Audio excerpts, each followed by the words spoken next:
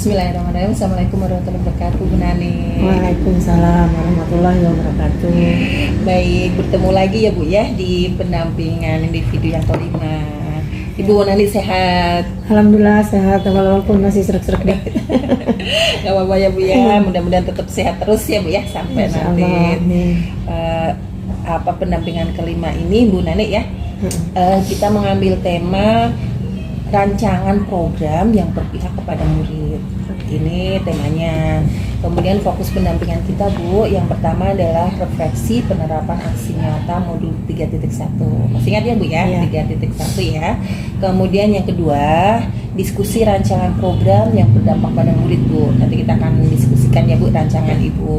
Kemudian yang ketiga adalah diskusi perkembangan komunitas praktisi yang dijalankan di sekolah Ibu, dan implementasinya rencana di Lokakarya 3 yang kemarin ya Bu ya, yang berbagi ke rekan sejawat. Kemudian juga kemarin Ibu masih ingat ya, saya ngasih tugas untuk di PI 4 ya Bu ya, memberikan tugas kepada Ibu untuk membimbing satu rekan sejawat Ibu, membimbing pembuatan RPP itu yang bermuatan pembelajaran berdiferensiasi dan pembelajaran sosial emosional. Kemudian Ibu juga melakukan coaching supervisi akademik dan observasi di kelasnya.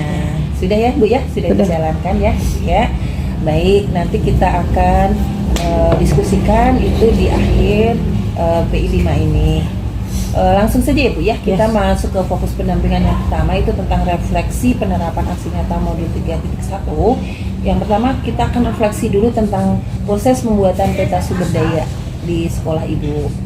Ibu bisa menceritakan bagaimana proses Ibu menemukan atau mengidentifikasi sumber daya yang ada di SMA Negeri 6 di SMA Negeri 1 Tambun Selatan, Pertemanan Bulak ya, Bulak ya Bu ya. Silahkan Ibu. Begini, untuk sumber daya yang ada di SMA Negeri 1 Tambun Selatan seperti yang saya pelajari terhadap modul 3.1, itu sumber daya yang ada di SMA Negeri 1 Tambun Selatan ini ada modal manusia, SDM di sini. Alhamdulillah kepala sekolah yang sudah berpengalaman, kemudian guru-guru basi yang senior yang sudah lama-lama ya punya potensi-potensi yang bagus-bagus dan memang sudah berpengalaman Bu. Bagaimana kalau udah berpengalaman itu kayaknya buka-buka aja mereka bisa gitu ya. Anak tuh suka mengajar dengan guru-guru yang memang sudah berpengalaman ya. Kemudian juga guru-guru baru juga yang potensi walaupun guru baru mereka punya kemampuan yang sangat luar biasa gitu yang saling saya lihat ya, saling melengkapi kalau kita ya. Insya Allah yang saya pantau, yang saya amati bahwa sumber daya manusia di sini adalah sumber daya manusia yang memang disiplin terhadap diri sendiri, tanggung jawab ya, masuk kelasnya, kemudian mereka juga punya potensi yang sangat luar biasa. Dan udah tanggung jawabnya itu yang saya salut di sini gitu ya Bu ya, tanpa kita harus dilihat pemimpin, masing-masing sudah masuk ke kelasnya sesuai dengan ini, walaupun ya walau-walau ya ada 1-2 yang saya tidak tahu apakah mereka menjalankan visi dan misinya dengan baik atau tidak ya. Urusan ini yang saya pantau, saya amati umum, ya, hampir banyaknya yang rajin-rajin gitu secara ya, umum SDM-nya bagus ya, Allah, itu modal itu aset modal manusia ya. Dari segi modal manusia kan didukung dengan modal sumber daya yang lain, yaitu contohnya sarana prasarana di SMA Tambun ini yang saya saluti. Mereka di sini sudah banyak hal-hal yang sudah tersedia ya Bu ya. Yang pertama ya mungkin dari segi gedungnya sudah lengkap, bagus, dan memang kalau saya lihat, dan saya tidak perlu membandingkan dengan yang lain ya, kalau saya masuk ke SMA Tambun itu ruangan gedungnya ber-AC gitu ya Bu ya. Kemudian nyaman lah kalau masuk kelas tuh nyaman Bu, menurut saya, yang dari saya amatin dari kelas-kelas sekolah lain gitu ya, tapi tidak usah dibandingkan ya, karena punya memang ini sudah lama ya, sudah harusnya memang lebih bagus lagi nanti gitu. Dari segi fasilitas sumber daya fisik ya, dari segi ruangan, ada ruang perpus, ada ruangan persek, ada ruang wakasek. Ini juga sedang membangun nih kita, insya Allah membangun beberapa kelas lagi dan ruangan-ruangan yang baru lagi. Tambah kelas atau memperbaiki? Dari fisik tambah kelas di atas, kemudian ada yang diperbaiki untuk lab-labnya. Berarti besok rombelnya bertambah. Rencana ya, karena memang yang meminati masuk sini luar biasa, banyak sekali ya. Satu ya Bu ya. Itu yang saya amati dari yang saya. Selain modal tadi, modal manusia, modal fisik, ada juga modal politiknya Bu. Di sini kita kan dekat sekali dengan kelurahan, dekat kecamatan, dekat juga dengan gedung-gedung yang memang bisa mendukung sekolah ini, bisa untuk apa saja, bisa cepat minta surat izinnya kalau kita mau jalan-jalan, mau outing, mau apa gitu, surat izinnya ke Kapolres dekat, ke kecamatan dekat, ke kelurahan dekat, semuanya di sini agak apa sih itu strategis ya menurut saya dari segi politik, dari segi sosial juga ya. Ada juga modal agama dan budaya ya. Modal agama dan budayaan di sini. Siswa yang masuk sini tuh walaupun zonasinya di sini adalah memang orang-orang yang memang orang Bekasi asli, tapi banyak juga yang sudah macam-macam, ada dari Padang, dari Sumatera. Saya sendiri kan di sini dari Sumatera gitu ya. Kemudian ada juga yang datang dari pokoknya ada yang Sulawesi, ada juga yang orang dari banyak orang yang sudah bermacam-macam di sini gitu ya. Aset ya Bu ya. Aset begini. Jadi kita juga dari segi kegiatan agamanya juga banyak Bu. Tiap hari Jumat kita mengadakan Jumaji di sini Bu, Jumat mengaji gitu. Itu dampaknya, pemanfaatannya kan dari adanya budaya dan agama itu. Agama kita Islam mayoritas diadakan Jumaji. Selain itu yang non Muslim juga mengadakan acaranya gitu. Di hari yang sama. Di hari yang sama. Jadi itu dari modal finansial. Insya Allah di sini itu kita memang tidak ada ketentuan bayaran ya. Tapi dari pengamatan yang sudah lalu ya bayaran dari anak itu sumbangan yang sukarela gitu ya. Alhamdulillah sudah juga yang masih gitu kan. Membantu kegiatan-kegiatan yang memang perlu dipertambah di sini gitu. Itu modal-modal yang saya sudah analisis ya Bu, untuk yang lain-lainnya. Saya Bu ya. Ya emang secara kasat mata juga kelihatannya Bu aset-aset yang dimiliki oleh SMA 1 Tambun Selatan ya Bu ya. Nah itu yang Ibu ceritakan tadi kan aset-aset. Silakan Bu. Masih batuk ya Bu ya. Baik Ibu, lanjut ya Bu ya. Yang Ibu ceritakan tadi adalah aset ya Bu ya. Bagaimana mengidentifikasi Ibu. Itu pasti ada tantangannya Bu ya. Ada kendala dalam pemetaan aset-aset yang ada di sekolah atau pemanfaatannya ya Bu ya. Bisa diceritakan Bu, ada nggak kendalanya?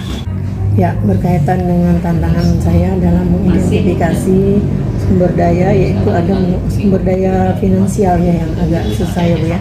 Tantangannya kita di sini ada BOS ya, bantuan operasional sekolah, ada juga BOPD, ada juga komite itu siswa-siswa atau orang tua itu membayar, tapi kan tidak bisa maksimal karena yang tidak mampu juga banyak ya Bu ya.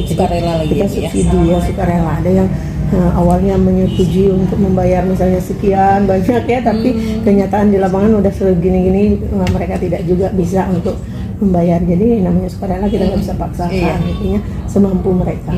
Sementara kondisi kita kan memang sekolah ini sudah sekolah bagus, banyak kegiatan-kegiatan, gurunya juga harus disejahterakan, tapi ya tidak bisa mencapai maksimal. Jadi finansial ini yang menjadikan kendala atau tantangan dalam kita untuk mewujudkan sekolah yang unggul ya. Kalau misinya kan unggul dalam prestasi, kemudian untuk meningkatkan iman dan takwa, ini sekolah kita kan. Nah itu kendalanya atau tantangannya ya Bu. Bagaimana cara mengatasi tantangan tadi Bu? Cara mengatasi ya kita semua warga sekolah, khususnya guru atau setiap warga sekolah ya, itu harus menyadari bahwa kita tidak bisa berfoya-foya, artinya tuh bergembira dengan kalau saat lagi ada uang gitu ya. Kita harus legowo pada saat ada uang, ya berhemat dulu, karena nanti suatu saat pada saat bayaran serat atau tidak ada untuk menambahin gaji-gaji yang harusnya dibayarkan tidak bisa karena ya ada kendala-kendala itu. Jadi kita semuanya sudah harus terbiasa untuk menjalani. Itu yang di cara mengatasinya ya, penanaman kepada semua warga gitu ya, bahwa kita jangan istilahnya itu foya-foya, atau jangan juga ekorio kalau lagi ada uang, jadi bisa berhemat untuk pada saat tidak ada. Bagian itu kan hanya sebagian kecil ya istilahnya yang hal yang tantangannya. Tapi kalau dilihat dari dan Ibu ceritakan tadi, asetnya banyak, bisa memanfaatkan aset yang lainnya gitu ya Bu ya. Iya. Oke Ibu, bagaimana perasaan Bu Nani dengan pemetaan aset yang begitu banyak tadi ya, hanya tantangannya kalau menurut ibu tadi kan nggak begitu, walaupun sedikit ya, cuma satu ya, cuman ya itu tadi krusial juga ya Bu ya. Krusial karena itu utama ya. Bagaimana perasaan ibu dalam menentukan sumber daya sekolah ini yang menurut ibu lumayan bagus ya? Ya mungkin ini tergantung kepada kebijakan-kebijakan yang ada ya. Kalau bisa memang pihak manajemen bisa mengupayakan untuk kerjasama mungkin kepada perusahaan-perusahaan terdekat atau alumni-alumni yang sudah berhasil ya. Saya pernah mengusulkan ya kita sumber dana jangan hanya dari orang tua lah, orang tua yang di sekolah sini itu kadang-kadang ada yang mampu ada yang tidak, tapi kalau alumni ya kita bangkitkan alumni itu untuk mengingat sekolahnya gitu. Kalau mereka berhasil ya enak lah kalau kita mengadakan misalnya reuni tapi membawa dana ke sini. Ibu Humas ya, sesuai banget ya. Tapi ya itu belum terlaksana ya, karena kita juga baru wacana-wacana, baru rancangan, tapi untuk menyatukan alumni-alumni itu kan nggak gampang ya. Jadi yang memulainya siapa, yang akan melaksanakan siapa? Kalau kita kan nggak mungkin ya, kalau guru-guru udah pada sibuk dengan pekerjaan-pekerjaannya. Ibu kan sebagai humas ya bisa nih. Insya Allah ya kita berusaha aja memberikan masukan, tapi saya belum bisa mengambil keputusan baru baru sekedar saran ya, solusi ya dari ibu ya, mudah-mudahan terlaksana ya Bu ya. Amin insya Allah. Baik, itu refleksi yang sudah ibu lakukan ya Bu ya. Mari kita lanjut ke refleksi tentang proses pengambilan keputusan. Ini masih modul 3.1 ya Bu ya. Nah, berdasarkan pemetaan yang ibu lakukan, bagaimana hal tersebut mempengaruhi proses pengambilan keputusan yang ibu lakukan? Pengambilan keputusan itu kan ada dua macam ya, ada yang dua macam itu rujukan moral, sama satu lagi etika. Dilema etika. Iya. Ya, dalam pengambilan keputusan terhadap aset-aset atau modal yang sudah saya identifikasi, ya saya harus berbaik sangka saja ya Bu ya, bahwa dengan aset yang ada kita jangan berburuk sangka. Jadi apa yang ada aja kita jalani, jangan mikirin yang nggak ada, yang ada dulu lah. Modal manusianya apa tuh, orangnya aktif-aktif, rajin-rajin, itu adalah modal aja ke depannya untuk bisa sekolah menjadi lebih bagus gitu ya. Nah, kita harus cari positifnya aja, kita buang yang negatifnya. Kekurangannya, setiap kegiatan pasti ada kekurangan-kekurangan, kita tutupi kekurangan dengan kebaikan-kebaikan. Itu yang saya lakukan. Memaksimalkan akses yang ada, otomatis kekurangan kan tertutupin gitu ya. Betul, masih jabatan pun masih tutup yang terbaik walaupun kadang-kadang ada kendala. Menurut ibu sendiri apa sih yang masih perlu dikembangkan? Untuk diri saya sendiri? Terserah ibu, boleh untuk diri sendiri atau untuk aset atau untuk pengambilan keputusan. Oh, yang perlu dikembangkan di sini apa ya? Berhubungan dengan pengambilan keputusan ya Bu? Pengambilan keputusan. Yang perlu dikembangkan ya itu tadi, yang apa yang terbaik di sekolah ini aja. Kita harus mengembangkan yang sudah terbaik menjadi lebih baik. Yang kurang ya kita tutupi aja, nanti sambil berjalan kita mengatasinya.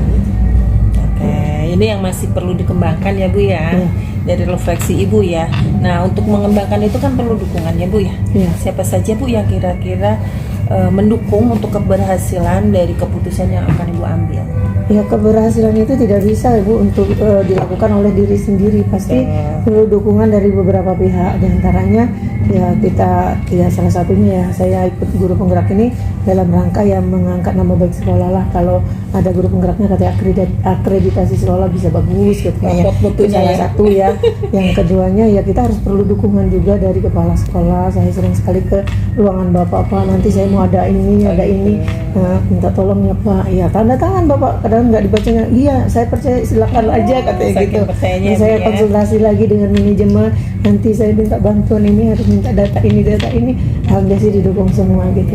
Alhamdulillah, walaupun ya keterbatasan, saya tidak mau juga terlalu bertanya yang terlalu mendetil ya. Artinya saya belajar aja merangkum dari apa yang saya dapatkan. Berarti banyak ya Bu ya yang kepala sekolah, teman sejawat yang utama ya. Alhamdulillah nih banyak yang dukung juga, teman-teman yang guru-guru muda yang di depan ya, karena mereka banyak belum tahu tentang sekolah sini, saya jelaskan begini ya, mereka alhamdulillah dapat ilmu juga mengerti juga bagaimana perkembangan kalau nanti ke ibu-ibu bisa masuk guru penggerak juga bisa banyak belajar lah Iya, gitu. iya. Saya ajak-ajak untuk bisa ikut bergabung. Iya. Ibu masih muda punya potensi, sedangkan saya aja udah tua masih semangat. Kasih Padahal contoh ya Bu ya. padahal gamer juga. Udah kayak Semangat, gini udah Ibu. gak bisa. Ya Mama tetap semangat Ibu. Nah Ibu, adakah Bu punya pengalaman yang terjadi tentang dilema etika Bu?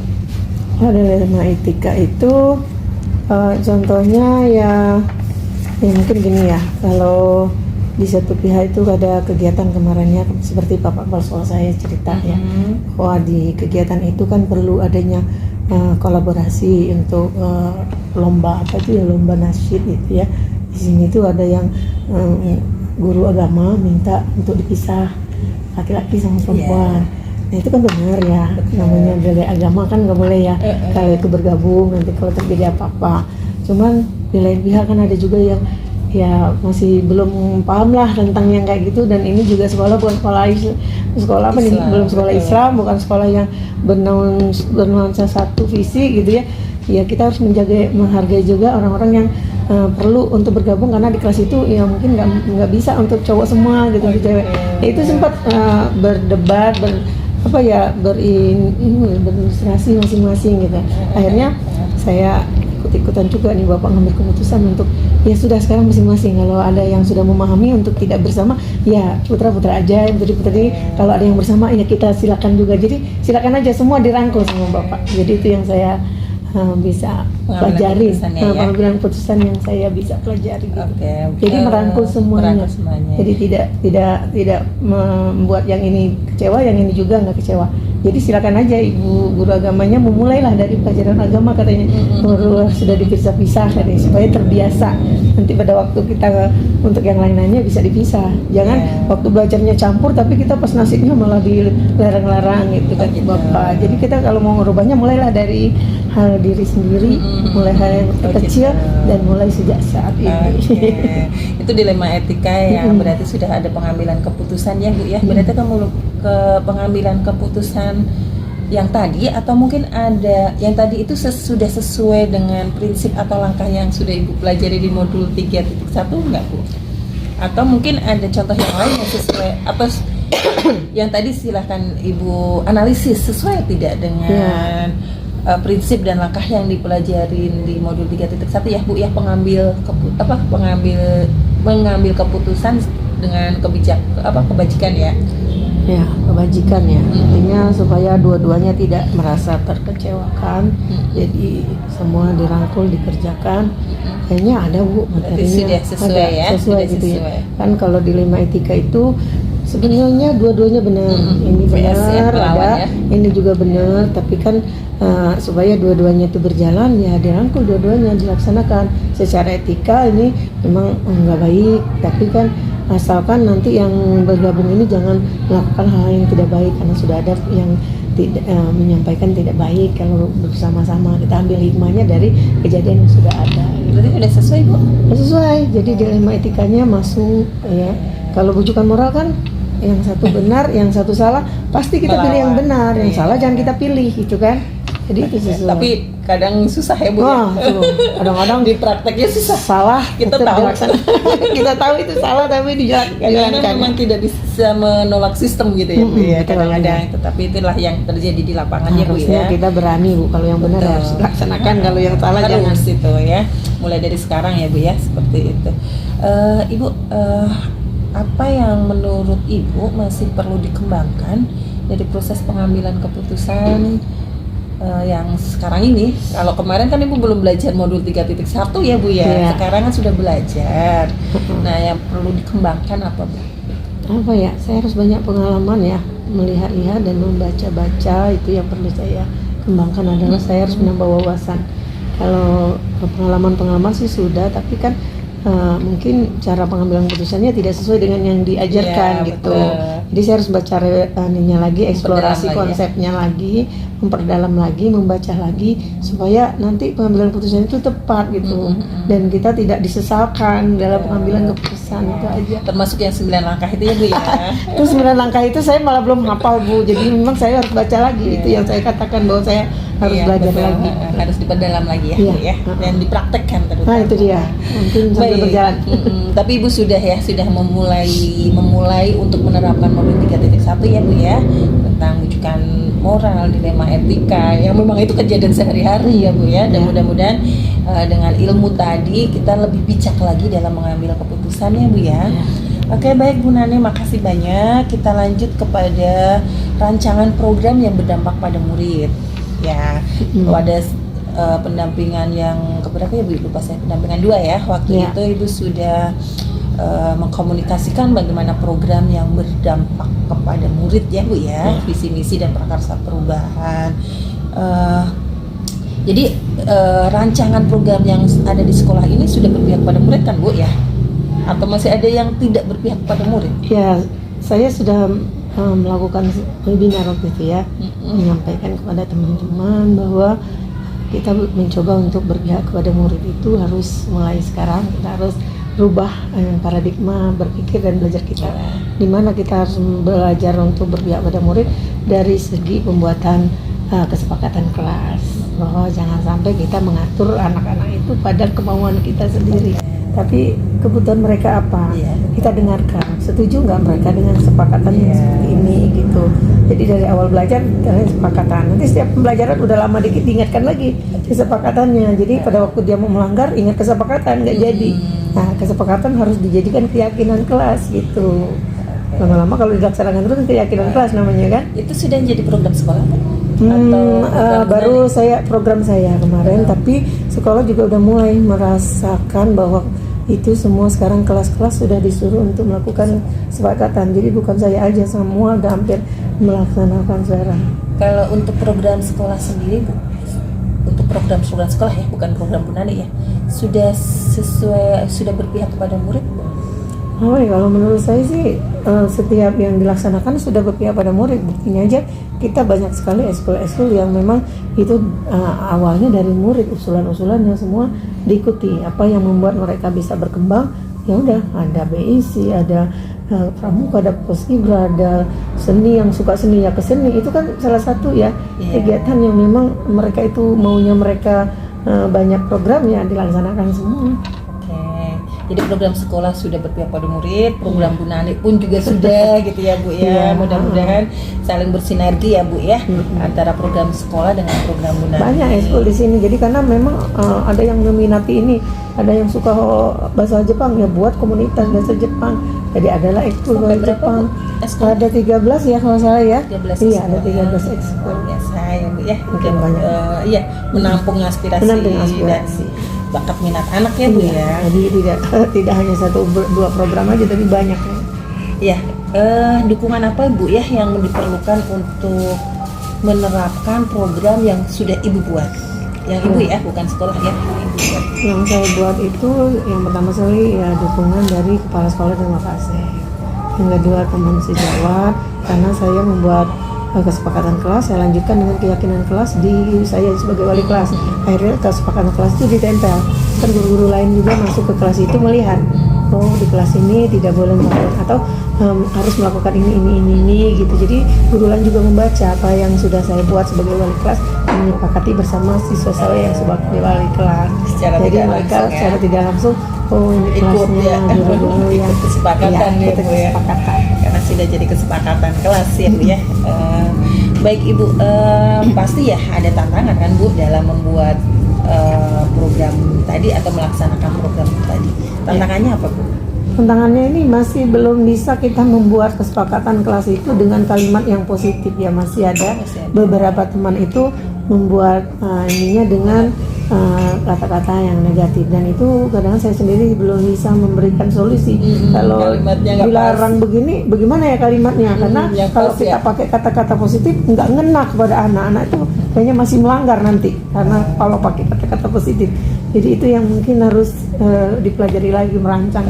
Terus apa yang dilakukan Bu? Yang dilakukan ya mungkin untuk secara umum, kesepakatan secara umum pakai kata-kata positif, tapi diperjelas dengan hal-hal yang maksudnya tidak boleh memakai baju yang kayak gini-gini, posisinya kayak gini gitu. Secara lisan ya Bu? Secara lisan jadinya harus disampaikan. Ya kan memakai pakaian rapi. Rapi itu gimana anak-anak? Jadi bertanya, tidak ketat, tidak ini kan itu negatif kan, tidak meruncing, tidak pensil gitu kan. Jadi ada penekanan lagi. Deskripsi dari rinciannya ya Bu ya. Nggak apa-apa, yang penting tidak diekspos. Yang dieksposnya adalah yang karena biasanya positifnya. Apa yang tertulis, apa yang didengar itu kan biasanya malah yang dilakukan ya Bu ya. Itu anak itu untuk meminimalisir tadi ya Bu ya. Baik Ibu, berarti rancangan program sudah berdampak pada murid ya Bu ya, baik rancangan sekolah maupun dari individu Bu Nani sendiri. Kita lanjut ya Bu ya, bagaimana perkembangan komunitas praktis ini yang sudah Ibu rintis ya Bu ya. Ibu pada saat lupa saya. Itu kan berbicara tentang komunitas praktisi yang ada di sekolah ya Bu ya. Nah Ibu sekarang ini bagaimana nih komunitas praktisi yang sudah Ibu rintis, kemudian peranannya terhadap proses belajar?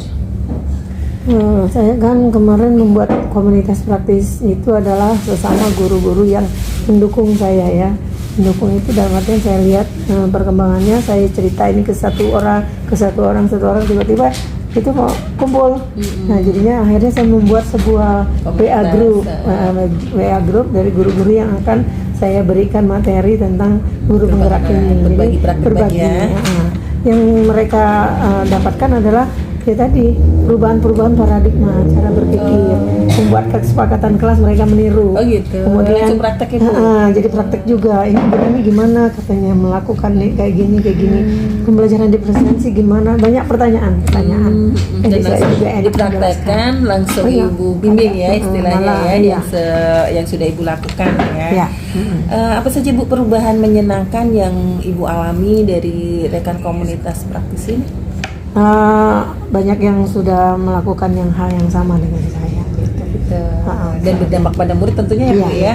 Mudah-mudahan ya Bu saling Ibu memberikan di satu komunitas, siapa tahu dari komunitas Ibu itu berbagi lagi ke pihak lain ya Bu ya, mudah-mudahan amin.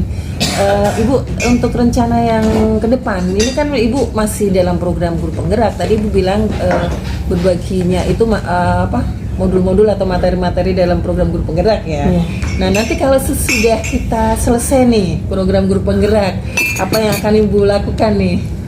Ya mengajak mereka itu juga ikut untuk jadi calon guru penggerak. Lanjut ya Bu karena ya. Gimana pun saya mungkin lupa nanti materi-materi mereka harus mengikuti supaya saling mengingatkan lagi. Saya diingatkan lagi dengan materi yang ada. Yang penting ayo semangat ikut guru penggerak. Berarti masih lanjut ya Bu ya? Komunitasnya akan terus ya, walaupun Ibu sudah lulus. Mungkin akan diperbesar, akan ditambah gitu.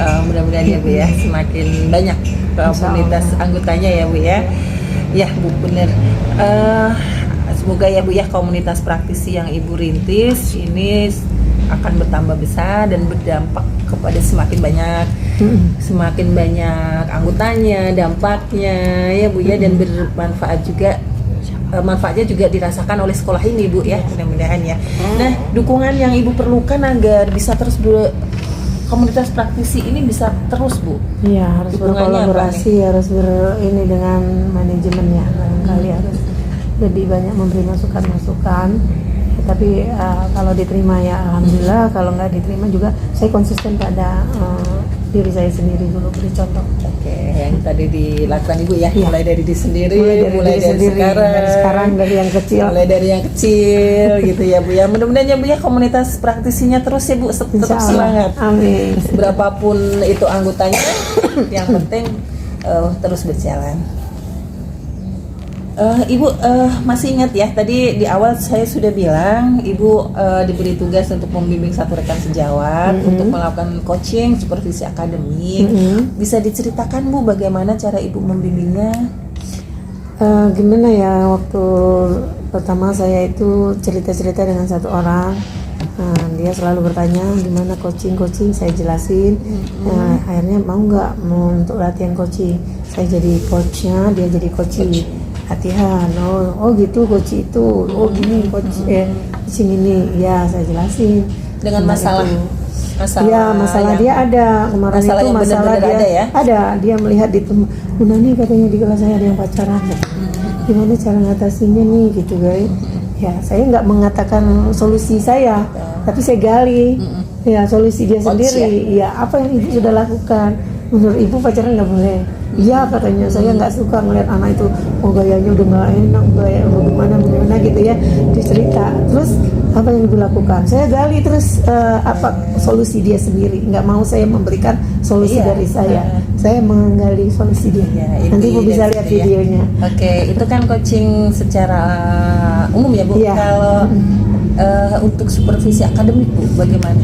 Yang RPP dan Mungkin nggak tahu ya kalau soal yang akademik kemarin ada beberapa hal yang saya tidak tanyakan. Dia menggali apa yang dia sudah lakukan aja. Nah, tidak pada pembelajaran berdiferensiasi saya belum sampai pembelajaran emosional juga saya belum. Nanti untuk selanjutnya ya Bu ya, tolong dibimbing lagi lebih, jangan ke coachingnya kan sudah ya Bu Coaching ya, nggak umum, apa-apa coaching secara umum. umum sudah, tapi nanti tetap ya Bu ya, saya minta juga itu yang lembaran observasi itu yang di 2.3 ya kalau nggak salah, itu Ibu berpegang seperti itu, seperti yang saya lakukan pada saat PI 4 ya Bu ya. Iya. Jadi ada pra observasi, Ya mungkin ada itu beda Bu, kemarin dia lebih ke metode dia mengajar, jadi tidak ke arah pembelajaran diferensiasi. Saya baru ingat gitu kan pas sekarang. Oh iya, saya kemarin belum membimbing kepada pembelajaran diferensiasi. Padahal dia sebelumnya dia udah lihat video saya. Udah, maksudnya sudah observasi sudah, pasca sudah, tapi belum diarahkan ke PB Para sama PB dan BSP. Iya. Oh sayang sekali ya Bu ya. Itu dia. Nggak apa-apa Bu, nggak apa-apa. Itu berarti sudah satu langkah. Ada metode dia mengerjakan aja. ya. Nanti mungkin lebih diperjelas lagi ya Bu ya. PB itu begini, kemudian PSE diterapkan di kelas ya Bu ya, lebih apa namanya, lebih fokus lagi ya. Baik Ibu, jadi nanti untuk kedepannya tolong itu yang dari saya Bu ya, dilaksanakan saja. Baik Bu, berarti untuk pasca observasi sudah ya Bu ya, kita di akhir pendampingan nih seperti biasa. Nah Ibu, kita kan sudah pendampingan kelima ya Bu ya, sudah hampir tinggal satu lagi nih Bu pendampingan. Nah menurut Ibu setelah menjalani program pendidikan guru penggerak ini, yang menurut Ibu paling kuasai dari materi-materi dari awal tuh, yang dikuasai dan sudah dipraktekkan itu kira-kira apa Bu? Materi banyak banget kan ya? Banyak. Yang pertama itu yang paling dari semua modul yang saya itu karena menurut saya itu tugasnya agak berat, jadi saya itu fokus ke situ. Jadi modul 1.4. Apa itu Bu? Budaya positif. Oh iya. Itu saya kan mempersiapkan webinar itu panas dingin itu. Karena gimana dari saya membuat rancangan pembuatan webinarnya bagaimana, ke pamfletnya, ininya itu kan fokus ya.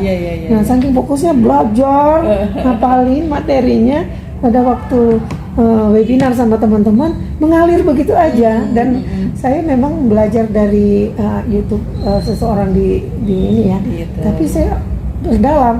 Dengan saya berdalam tuh saya kok jadi enak itu mengalir begitu aja. 1.4 budaya positif dan dipraktekkan ya, sampai saat ini saya masih ingat bahwa terus itu karena budaya positif itu bagus sekali gitu untuk sekolah. Sampai Kasek kita juga bilang ini materinya bagus sekali, dan Ibu dalam menyampaikan juga mengena teman-teman, jadi kayaknya perangah gitu. Itu aja yang saya terkesan sampai sekarang itu yang paling Ibu kuasai dari ya. yang lain-lainnya 1.4. Terus yang menurut Ibu kalau itu yang paling Ibu kuasai ya. Nah yang paling ingin dipelajari lebih dalam lagi Bu, yang kira-kira masih modul yang terakhir 3.1, 3.2, 3.3. Oke, itu yang ini ya, karena memang masih dalam proses ya Bu ya. Kalau yang proses yang PBE sama PB sama PSE sudah kan sambil berjalan ya, sudah sedikit-sedikit lah menguasai. Tapi kalau yang belakangan ini ya masih baratnya kejar-kejaran untuk asal ngerjain tugas, belum diperdalam. Oke, saya mau perdalam itu wajar ya. Modul 3. Modul 3 ya, semuanya ya Bu ya. Oke Ibu, terima kasih Ibu. Nanti untuk PI 6 nanti Ibu menyebarkan lagi ya Bu ya survei yang kemarin itu Sudah yang ada ya? 300 enggak, survei yang feedback 360 derajat itu loh Bu, yang kepada kepala sekolah, kepada siswa, kepada rekan sejawat itu nanti itu di ini lagi ya, saya print lagi terus sebar lagi. Betul, mudah-mudahan ada Gitu, peningkatan ada ya Bu peningkatan ya gitu. Nanti baru di evaluasi lagi. Ibu juga mengisikan evaluasi diri ya di situ ya. Kemudian nanti sebelum PI 6 Ibu harus melakukan diskusi terkait tentang pemetaan aset. Ya. Nah, di sini Ibu harus menentukan jadwal diskusi itu bersama kepala sekolah Bu, karena di sini Ibu akan mengundang dari aktor luar ya Bu ya. Ada orang tua, ada tokoh setempat, ada perwakilan gender dan juga rekan guru. Nah, ini diskusi itu nanti di LMS juga ada Bu, di berapa ya saya lupa, itu di LMS memang Aksi sudah harus nyata, di 3.2. Oh, 3.2 ya, aksi nyata ya, Itu saya lupa. Nah, dari situ, dari ini Ibu sebelum PI 6 ya Bu ya. Ibu sebelum PI 6 itu Ibu harus membuat notulen hasil diskusi. Kemudian juga mengambil foto kegiatan dan juga mengumpulkan hasil pemetaan. Fotonya aja ya, nggak usah videonya. Foto boleh, video boleh. Yang penting ada notulen ya Bu ya. Notulen, foto-foto atau dokumentasi sama hasil pemetaannya yang penting ya. Iya. Hasil pemetaan menurut dari semua itu ya Bu ya. Kalau tadi kan Ibu baru secara observasi sendiri ya.